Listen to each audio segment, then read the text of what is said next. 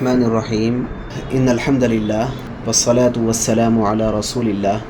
بات ہماری یہ چل رہی تھی کہ روزے میں جہاں بہت سارے روحانی فوائد ہے، جسمانی فوائد ہے، ایسے ہی ذہنی اعتبار سے بھی روزہ غیر معمولی فائدے اپنے اندر رکھتا ہے۔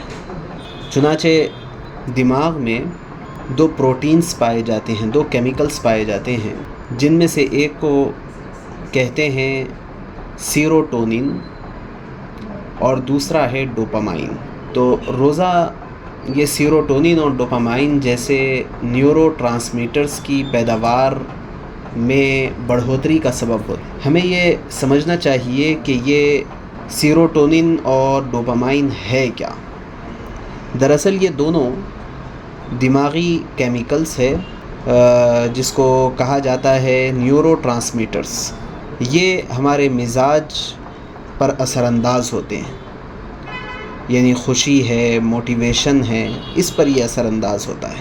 جو سیروٹونین ہے اس کے فائدے مختلف ہوتے ہیں، مثلاً ذہنی سکون اور خوشی کا ذریعہ ہے، ڈپریشن اور پریشانی کو یہ کم کرتا ہے، اچھی نیند میں مدد دیتا ہے، ہاضمے کے نظام کو بہتر اور مضبوط بناتا ہے۔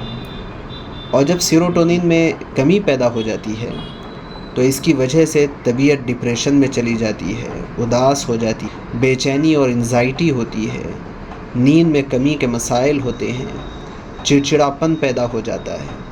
یہ ساری چیزیں اس کی کمی کی وجہ سے ہوتی ہیں۔ ایسے ہی ڈوپامائن یہ بھی ایک نیورو ٹرانسمیٹر ہے، ایک کیمیکل ہوتا ہے جس کے نتیجے میں ہمیں جو فوائد ہوتے ہیں اس میں ایسے ہی موٹیویشن ہے اور توانائی اور قوت کا سبب ہوتا ہے۔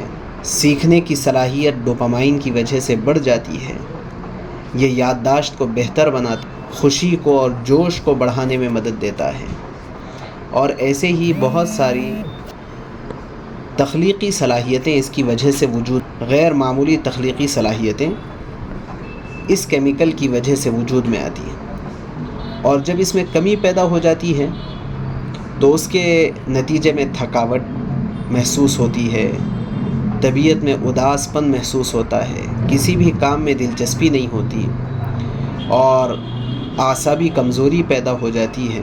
تو بہرحال جو یہ دو کیمیکلز دماغ میں پائے جاتے ہیں، ایک سیروٹونین اور دوسرے ڈوپامائن، یہ دونوں کیمیکلز میں بڑھوتری کے لیے روزہ بڑا مددگار ثابت ہو، خوشی اور اطمینان کی کیفیت اور سکون فراہم کرتا ہے، اور اس کے نتیجے میں اسٹریس اور انزائٹی کم ہو جاتی ہے اور انسان زیادہ متوازن اور صبر والا ہو جاتا ہے۔ اس لیے یہ بہت ضروری ہے کہ ہم روزے کا اہتمام کریں، لیکن اس لیے نہیں کہ یہ روزہ ہمارے لیے ان فوائد کا سبب بن رہا ہے، بلکہ اس وجہ سے ہم اس کا اہتمام کریں کہ اللہ تبارک و تعالیٰ نے حکم دیا ہے اور رسول اللہ صلی اللہ علیہ وسلم نے ہمیں اس کی ترغیب دی ہے۔